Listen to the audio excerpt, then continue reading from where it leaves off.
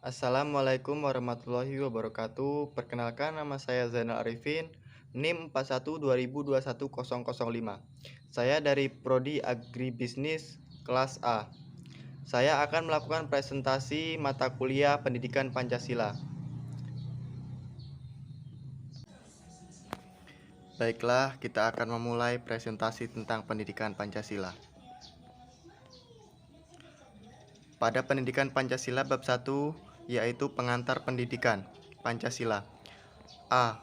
Urgensi pendidikan Pancasila di perguruan tinggi. Secara historis, yang pertama, ungkapan seorang filsuf Yunani yang bernama Cicero 106-43 sebelum Masehi yang mengungkapkan Historia Vitae Magistra yang bermakna sejarah, memberikan kearifan pengertian lain dari istilah tersebut yang sudah menjadi pendapat umum atau common sense, adalah sejarah merupakan guru kehidupan. Yang kedua yaitu secara sosiologis. Secara sosiologis dipahami sebagai ilmu tentang kehidupan antar manusia. Di dalamnya mengkaji antara lain latar belakang, susunan dan pola kehidupan sosial dari berbagai golongan dan kelompok masyarakat. Di samping juga mengkaji masalah-masalah sosial, perubahan dan pembaruan dalam masyarakat. Sukanto 1982 tanggal 19, menegaskan bahwa dalam perspektif sosiologi, suatu masyarakat pada suatu waktu dan tempat memiliki nilai tertentu. Berbeda dengan bangsa-bangsa lain, bangsa Indonesia mendasarkan pandangan hidupnya dalam masyarakat, berbangsa dan bernegara pada suatu asas kultural yang dimiliki dan melekat pada bangsa lain sendiri. Nilai-nilai kenegaraan dan kemasyarakatan yang terkandung dalam sila-sila Pancasila bukan hanya untuk konseptual seorang saja, melainkan juga hasil karya besar bangsa Indonesia sendiri yang diangkat dari nilai-nilai kultural yang dimiliki oleh bangsa Indonesia sendiri melalui proses refleks filosofi para pendiri negara. Kailan 2013. Yang ketiga yaitu secara yuridis. Secara yuridis, negara Republik Indonesia adalah negara hukum, Rechtsstaat, dan salah satu cirinya atau istilah yang bernuansa bersinonim, yaitu pemerintah berdasarkan hukum atau rule of law. Pancasila sebagai dasar negara merupakan landasan dan sumber dalam bentuk dan menyelenggarakan negara hukum tersebut. Hal tersebut berarti pendekatan yuridis atau hukum merupakan salah satu pendekatan utama dalam pengembangan atau pengayaan materi mata kuliah pendidikan Pancasila. Urgensi pendidikan yuridis ini adalah dalam rangka menegakkan undang-undang atau law of sermon yang merupakan salah satu kewajiban negara yang penting. Penegakan hukum ini hanya akan efektif apabila didukung oleh kesadaran hukum warga negara, terutama dari kalangan intelektualnya. Yang keempat kemudian secara politik. Secara spesifik, fokus kajian melalui pendekatan politik tersebut, yaitu menemukan nilai-nilai ideal yang menjadi kaidah penuntut atau pedoman dalam mengkaji konsep-konsep pokok dalam politik yang meliputi negara atau state, kekuasaan atau power, pengambilan keputusan decision making, kebijakan atau policy, dan pembagian atau distribution sebagai daya negara baik di pusat maupun di daerah. Yang kemudian B, peristiwa dan fenomena sosial yang aktual dan berkaitan dengan Pancasila, yaitu yang pertama terorisme. Terorisme secara kasar merupakan suatu istilah yang digunakan untuk menggunakan kekerasan terhadap penduduk sipil atau non-kombatan untuk mencapai tujuan politik dalam skala politik. Dalam skala lebih kecil daripada peran mengapa terorisme masih berlanjut di Indonesia, padahal Indonesia memiliki Pancasila sebagai ideologi, kehadiran terorisme seakan mengerus ideologi Pancasila yang selama ini dijadikan landasan hidup bagi masyarakat Indonesia dalam berbangsa dan bernegara. Kemudian globalisasi.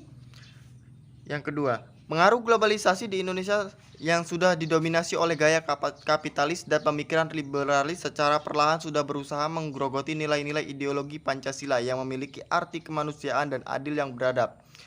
Dengan menimbulkan banyak perubahan pada nilai-nilai kemanusiaan kepada nilai pemikiran liberalis dan memberikan dampak kemerosotan moral menjadi tidak beradab, yaitu dengan maraknya pornografi dan pornokrasi yang mengatasnamakan seni dan mengukir balikan nilai-nilai budaya bangsa Indonesia dengan adat ketimurannya.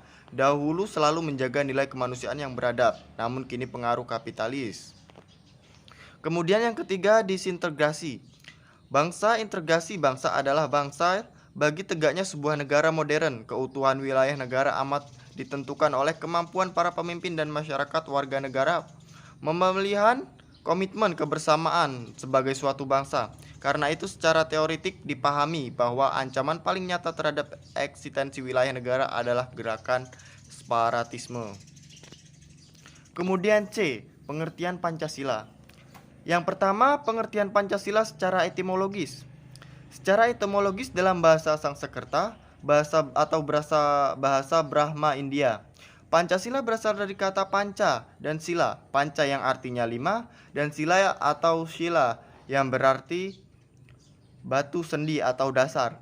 Kata sila bisa juga berasal dari kata susila yang berarti tingkah laku yang baik. Jadi, secara kebahasaan dapat disimpulkan bahwa Pancasila dapat berarti 5 batu sendi atau dasar, atau dapat juga berarti 5 tingkah laku yang baik. Dalam ajaran Buddha, sila diartikan sebagai moralitas dan Pancasila merupakan 5 aturan dan larangan yang wajib ditaati oleh penganutnya. 5 larangan tersebut disebut juga sebagai 5 prinsip, 5 principle, yakni dilarang membunuh, panatifad virat, dilarang mencuri, adinadana virat, dilarang berbuat asusila, kamus misara virat, dilarang berkata bohong, musaf virat, dan dilarang minum yang memabukkan, supara virat. Yang kedua yaitu pengertian Pancasila secara historis. Keinginan dalam merumuskan dasar negara selanjutnya diawali pada sidang Badan Penyelidik Usaha-Usaha Persiapan Kemerdekaan Indonesia atau BPUPKI atau Dr. Zumbi Tosakai yang pada saat itu dipimpin oleh Dr. Rajiman Widoyo Diningrat. Sidang BPUPKI pertama dilaksanakan selama 4 hari, yakni yang dimulai pada tanggal 29 Mei sampai dengan 1 Juni 1945. Pidato pertama disampaikan oleh Muhammad Yamin pada tanggal 29 Mei 1945. Dalam pidatonya, Muhammad Yamin menyampaikan tentang gagasan terhadap negara Indonesia yang akan dibentuk dalam pidatonya yang berjudul Pidato untuk Konsep Negara yang Merdeka. Muhammad Yamin menguraikan tentang etos national state, negara kebangsaan, dan tujuan kemerdekaan dengan dasar kemanusiaan, integralisme, dasar kedaulatan rakyat atau kedaulatan negara, Kailan 2013. Kemudian secara lisan, Muhammad Yamin menyampaikan usul secara lisan dan tulisan konsep dasar negara Indonesia, yakni yang pertama, ketuhanan yang Maha Esa, 2, kebangsaan persatuan Indonesia, 3, rasa kemanusiaan yang adil dan beradab, 4, kerakyatan yang dipimpin oleh 5, kebijaksanaan dalam permusyawaratan perwakilan, 5, keadilan sosial bagi seluruh rakyat Indonesia. Pidato kedua disampaikan oleh Profesor Dr. M.R.R. Supomo pada tanggal 31 Mei 1945. Pidato Supomo ini lebih menekankan pada negara persatuan kebersamaan atau paham integralistik sebagai prinsip dasar negara. Beberapa pokok pikiran yang disampaikan oleh M.R. Supomo tentang dasar negara yakni 1. Mengusulkan pendirian negara berdasarkan negara kesatuan yang bersifat integralistik atau negara nasional yang bersifat totaliter. Negara yang totaliter yakni negara yang mengatasnamakan semua golongan, baik golongan besar atau kecil. 2. Yaitu setiap warga negara harus hidup berketuhanan atau taat kepada Tuhan dalam setiap saat. Berkaitan dengan agama harus diserahkan kepada setiap golongan-golongan agama yang bersangkutan. Negara harus dibentuk sesuatu badan permusyawaratan. Hal ini dilakukan agar pimpinan negara dapat bersatu jiwa dengan rakyat. Kepala negara harus tetap bersama dengan wakil rakyat agar dapat selalu merasakan rasa keadilan dan cita-cita bersama. Yang keempat, kemudian sistem ekonomi hendaknya sesuai dengan asas kekeluargaan, karena kekeluargaan merupakan sifat dari masyarakat timur yang harus dipelihara. Sistem ekonomi tolong-menolong dan sistem koperasi merupakan salah satu sistem dasar yang harus digunakan. Kemudian yang terakhir yaitu kelima, berkaitan dengan hubungan antar bangsa agar kiranya negara Indonesia bersifat negara Asia Timur Raya sebagai bangsa yang asli. Kemudian pidato ketiga disampaikan oleh Insinyur Soekarno pada tanggal 1 Juni 1945. Setelah menyampaikan panjang lebar pidatonya, maka Insinyur Soekarno mengusulkan dasar negara yang terdiri atas 5 prinsip. Yang rumusannya adalah 1. Nasionalisme atau kebangsaan Indonesia, yang kedua yaitu integralisme atau perikemanusiaan, yang ketiga mufakat atau demokrasi, yang keempat kemudian kesejahteraan sosial, dan yang terakhir yang kelima yaitu ketuhanan yang Maha Esa atau ketuhanan yang berkebudayaan. Kelima sila tersebut menurutnya dapat diperas menjadi 3 sila atau trisila, yaitu 1. Sosio-nasional, yang nasionalisme dan integralisme. Yang kedua, sosio-demokrasi, yaitu demokrasi dengan kesejahteraan rakyat, ketuhanan yang Maha Esa. Yang ketiga yaitu kemudian sila tersebut kemudian dapat diperas lagi menjadi 1 sila atau eka sila, yang intinya adalah gotong royong. Kemudian yang ketiga yaitu Pancasila yuridis. Secara yuridis atau hukum, pengertian Pancasila atau 5 dasar terdapat dalam tata urutan atau rumusan tercantum dalam alinea ke-1. Ketuhanan yang Maha Esa. 4. Pembukaan Undang-Undang Dasar 1945. Rumusan Pancasila tersebut yakni ketuhanan yang Maha Esa, kemudian kemanusiaan yang adil dan beradab, kemudian persatuan Indonesia, kerakyatan yang dipimpin oleh hikmat kebijaksanaan dan permusyawaratan dan perwakilan, dan kemudian yang terakhir yaitu keadilan sosial bagi seluruh rakyat Indonesia. D. Landasan pendidikan Pancasila. Pancasila adalah dasar falsafah negara Indonesia sebagaimana tercantum dalam pembukaan Undang-Undang Dasar 1945. Oleh karena itu, setiap warga negara Indonesia harus mempelajari, mendalami, menghayati, dan juga mengamalkannya dalam bidang kehidupan. Oleh sebab itu, MPR melalui Sidang Istimewa tahun 1998 dengan Tab nomor 17 MPR tahun 1998 tentang pencabutan pedoman penghayatan pada pengalaman Pancasila dan menetapkan Pancasila sebagai dasar negara. Yaitu yang pertama, 1. Landasan historis. Pada masa Orde Lama, Pancasila ditafsirkan dengan nasionalisme agama, komunis atau Nasakom, yang disebut juga dengan Trisila, kemudian diperas lagi menjadi Eka Sila atau gotong royong. Pada masa Orde Baru, Pancasila harus dihayati dan diamalkan dengan berpedoman kepada butir-butir yang ditetapkan oleh MPR.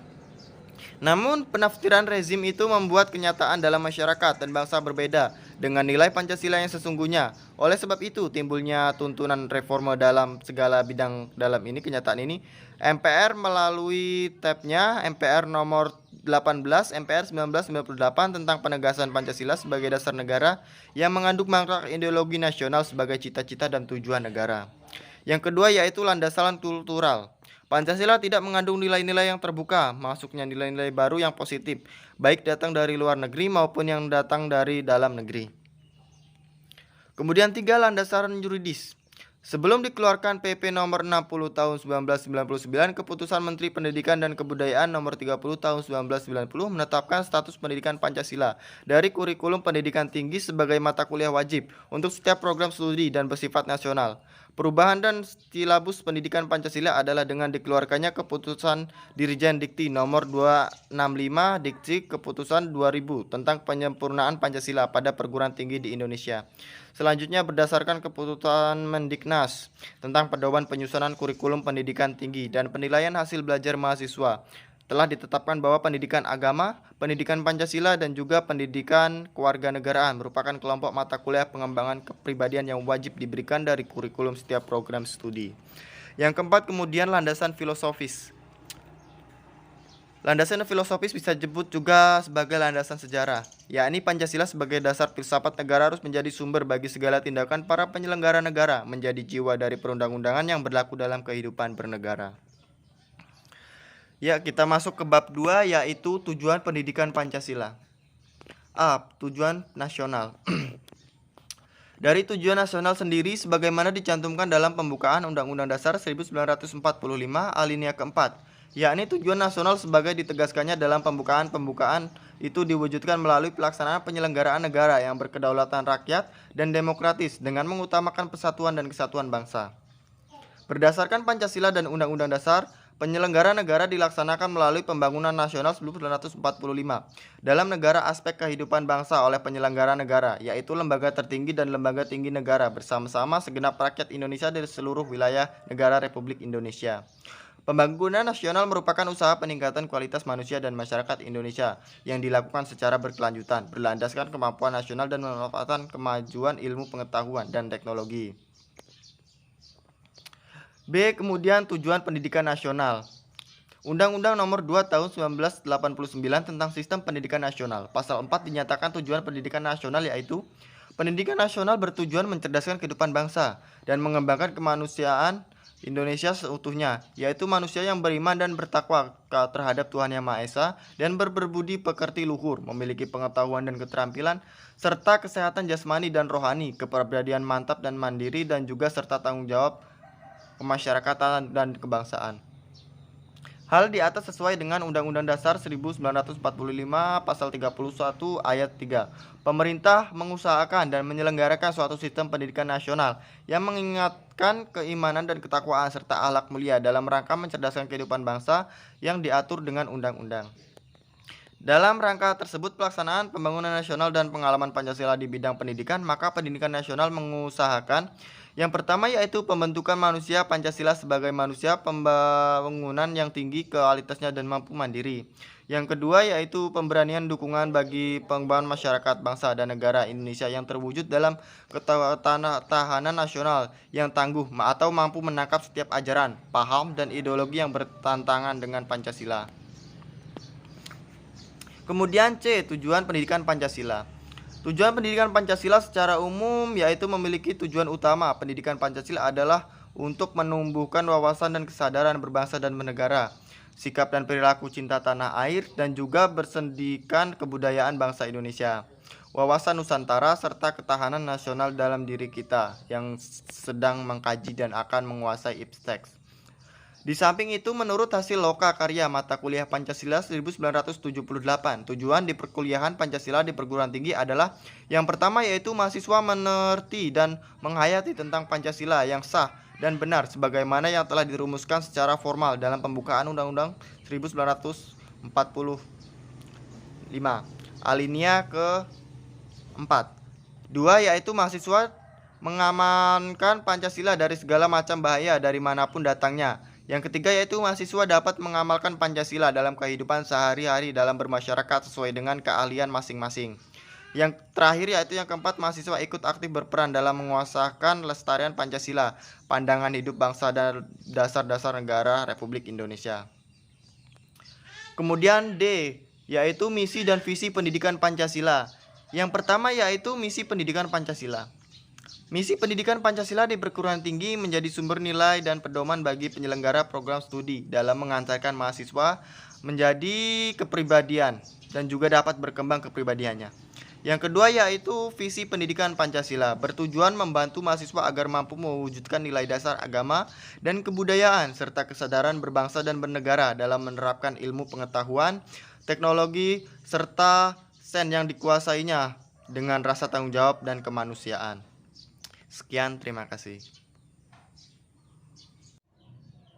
Sekian presentasi yang dapat saya sampaikan. Kurang dan lebihnya saya mohon maaf. Kepada Allah saya mohon ampun. Saya akhiri. Wabillahi taufiq wal hidayah. Wassalamualaikum warahmatullahi wabarakatuh.